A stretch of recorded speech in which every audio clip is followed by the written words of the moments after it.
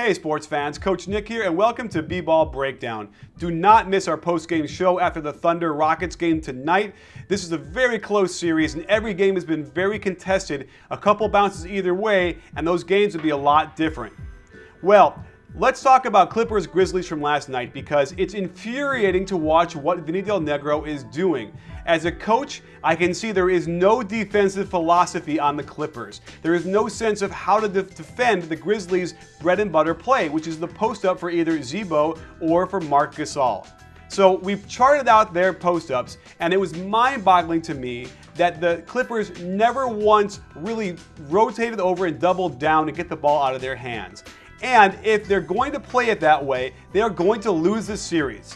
I thought the Memphis Grizzlies were the dark horse for the Western Conference anyway, and I was shocked when they lost the first two games, because normally a team that wins two in a row first wins the series. However, the ship has been righted in Memphis, and now after last night's game, the Grizzlies are in firm control. And I'm not sure my outrage is conveyed strongly enough about Vinny Negro, so when you watch these plays, maybe you'll get a sense of what I'm talking about.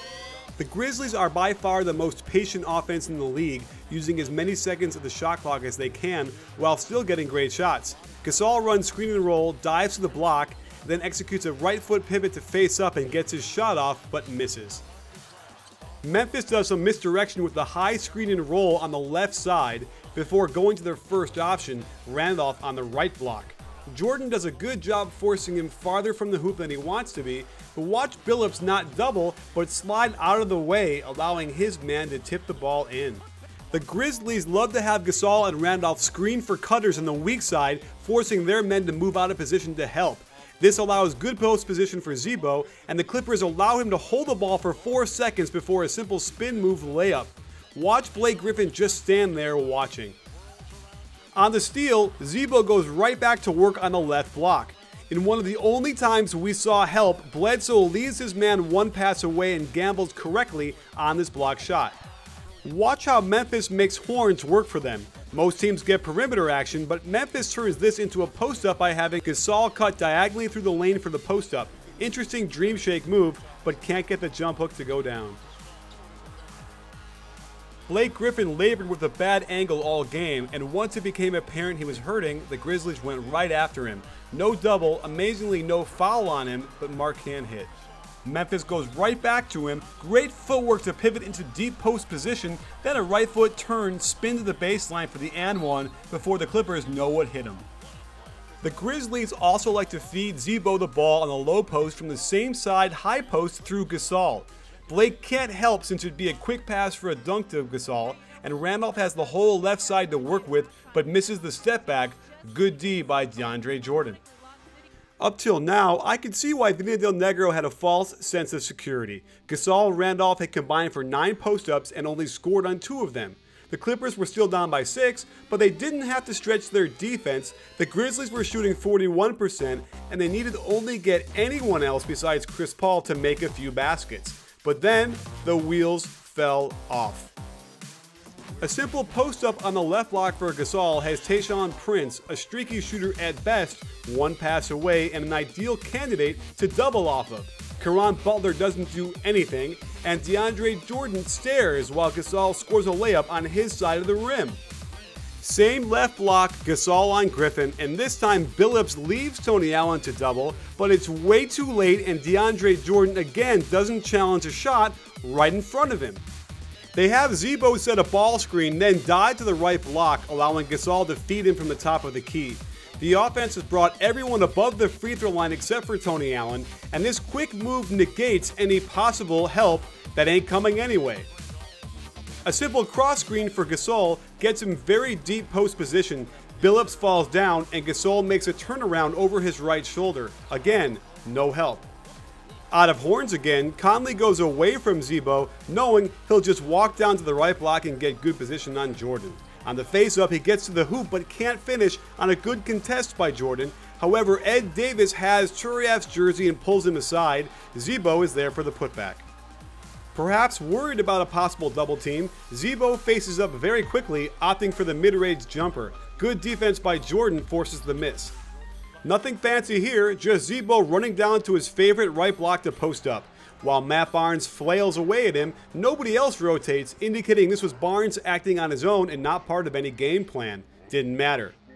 This is not the same play, folks, just another right block post up by Zebo. Jamal Crawford comes running over when Randolph begins his drive, but is way too late and too small to be of any consequence. The key is that no one else moves to rotate. Matt Barnes actually lets Prince cut wide open to the hoop. Chris Paul stands there unaware Crawford's man is wide open in the corner, or that his man is cutting to the hoop for a possible tip-in. This is a team without a defensive philosophy whatsoever. To mix it up, Zebo sets a high screen and roll and then dives to the rim. Because Turiev had to contain the ball handler, he can't stop Randolph from getting the ball so deep. Zebo's move is too quick for help to make it there. Had the Clippers played ice on the screen and roll, forcing Conley back to his right, this play wouldn't have worked so easily. Same exact play, but Conley opts to throw the ball back to the wing. Straight post up on Odom, Barnes does a big no-no and stops guarding the cutter again, but doesn't go to double the post either. Maddening! Had Zebo missed this shot, chances are Prince puts it right in. With the Clippers running out of chances, they can't afford to give the Grizzlies anything. Gasol screens the ball and dives to the post this time. Conley missed a good opportunity to hit him, so Gasol is forced to take a quick turnaround with the shot clock at 2. With the Clippers' chances of getting back in this game dwindling, they let Gasol catch the ball on the left block, hold it for 3 seconds, dribble 5 times, and then make a little righty jump hook in the lane. Game over.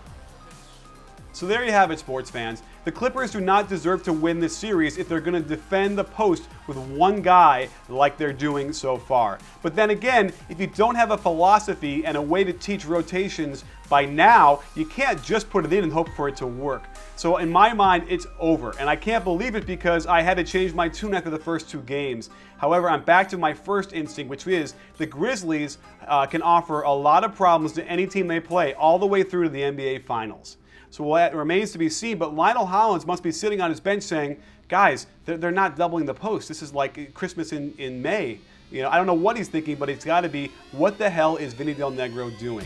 And I got to tell you, if the Clippers lose the series, he is most likely gone, not coaching the Clippers anymore. And this is sort of the same thing that happened in Chicago. And I guarantee you, if you get a good coach like Stan Van Gundy on the Clippers bench, they're going to take off like gangbusters and probably win a championship. Well, thanks for joining us. Do not miss our post-game show tonight after the Rockets-Thunder game. It'll be a great one. And don't forget, at B-Ball Breakdown, we're not a channel, we're a conversation. You in?